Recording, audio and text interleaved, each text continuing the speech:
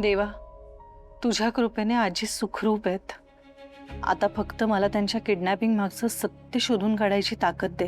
आणि काकू, त्या जर खरंच दोषी असतील तर त्यांच्या विरोधात पुरावा सापडू दे.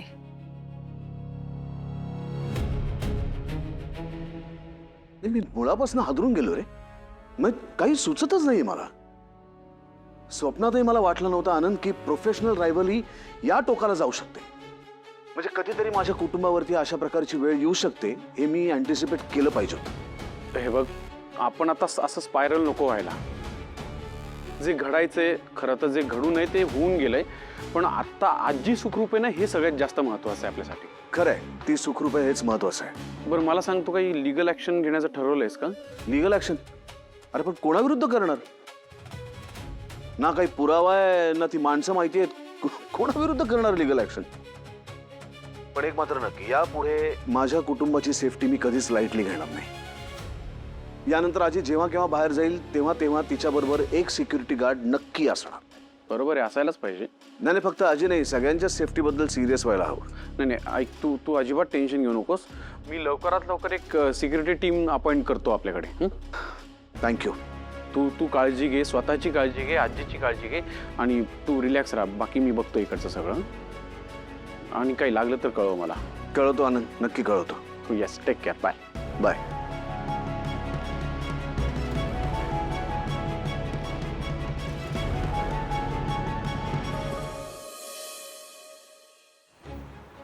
थांबा, इथेच थांबा.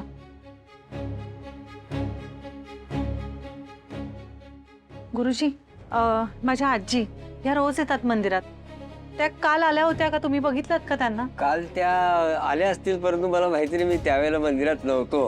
अरे बापरे, कोण होतं? दुसरं कोणी होतं? कुलकर्णी गुरुजी म्हणून होते. बरं, मग ते कुठे भेटतील मला? मी त्यांना कॉन्टॅक्ट करून बघते. चालेल.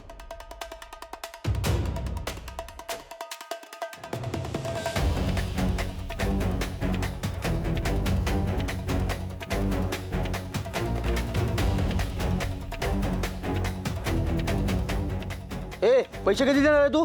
लवकर दे. हा, खूप वेळ झाला आता मला. नाहीतर समजून जा मग काय हालत होईल तुझी. कोण आहे ती माणसं? अगं हे कशी ओळखणार ना, अंशूचे फ्रेंड्स आहेत हे.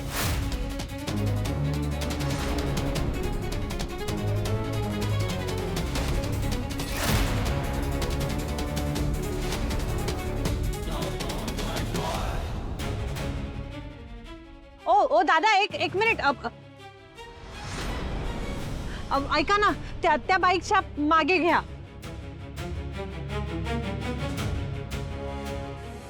म्हणजे मी हादरून गेले रे. म्हणजे मला तर शॉक होता.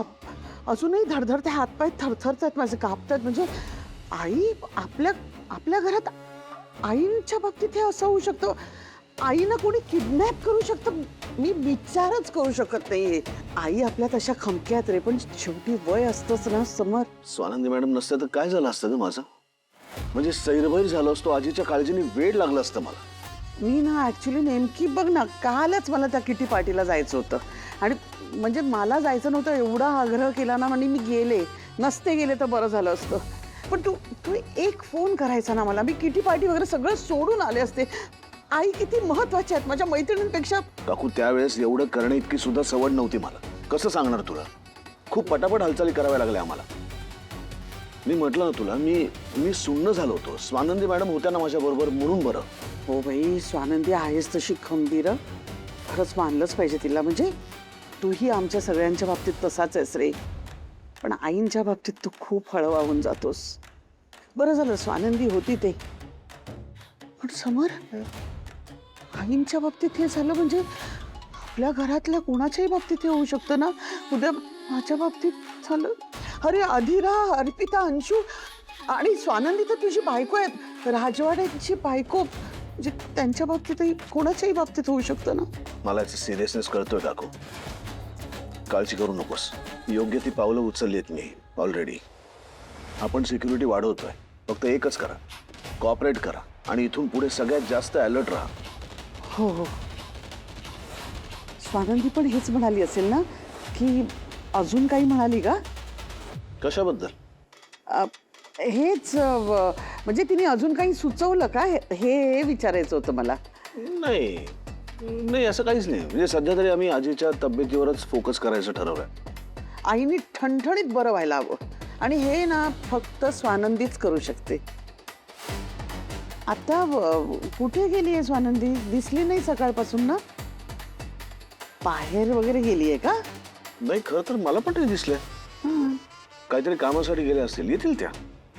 अच्छा. एक मिनिट. सॉरी काकू, ऑफिसचा फोन आहे, मला घ्यायला लागेल. हो अगदीच. मी अरे इथनं जात होते म्हणून. हॅलो. हां हो मिळालं ना मला. हे प्रकरण इथेच थांबायला हवं. स्वानंदीने जास्त खोलात शिरायला नको. का कोण जाणे पण स्वानंदीच्या नजरेची ना खूप भीती वाटायला लागली आहे मला. माणसाच्या मनात नेमकं काय चाललंय ना हे जणू दिसतच तिला. हे सगळं लवकर थांबायला हवं.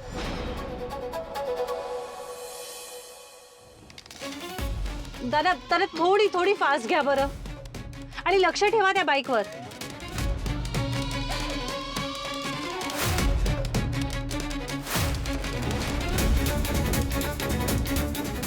कुठे गेले? रस्ता तर सरळ आहे, नाही जाणार. एक काम करा, पटकन युटर्न घ्या. मला वाटतं आदल्या गल्लीमध्ये ते उजवीकडे वळलेत. युटर्न घ्या. ते बघा, ते तिथे घ्या. बस बस बस बस बस साईडला घ्या. एक मिनिट. दादा मला मला बोलायचंय जरा तुमच्याशी. हा बोला. तुम्ही आमच्या घरी आला होतात. अंशुमन राजवाडे माझा धीर आहे. तर तुम्ही आमच्या घरी आला होतात. मग आम्ही काय करू? नाही काही करू नका. फक्त मला सांगा तुम्ही घरी का आला होतात? तुमच्या धीराला विचारा ना. आता त्याच्याकडनं कळणं शक्य असतं तर मी एवढा पाठलाग करून तुमच्या मागे आले असते का? हे बघा, तुमच्यामध्ये आणि माझ्या धीरामध्ये, अंशुमनमध्ये नक्की काय व्यवहार आहे हे मला कळणं खूप गरजेचं आहे. हे बघा, आमच्या आजींचा जीव धोक्यात आहे. त्यामुळे प्लीज मला सांगा, तुम्ही नक्की कसली वसुली करायला आला होतात घरी? तुम्हाला मदत करण्याच्या नादात आम्ही पोलिसांच्या लफड्यात पडू? नाही नाही नाही, असं काही नाही होणार. मी देते ना तुम्हाला खात्री. अंशुमनने बीट लावण्याचे पैसे घेतले होते आमच्या शेठकडून, म्हणून आम्ही ते वसुली करण्यासाठी तुमच्या घरी आलो होतो. पण मग त्याने कालच्या दिवसात पैसे चुकते केलेत का तुमचे? हो.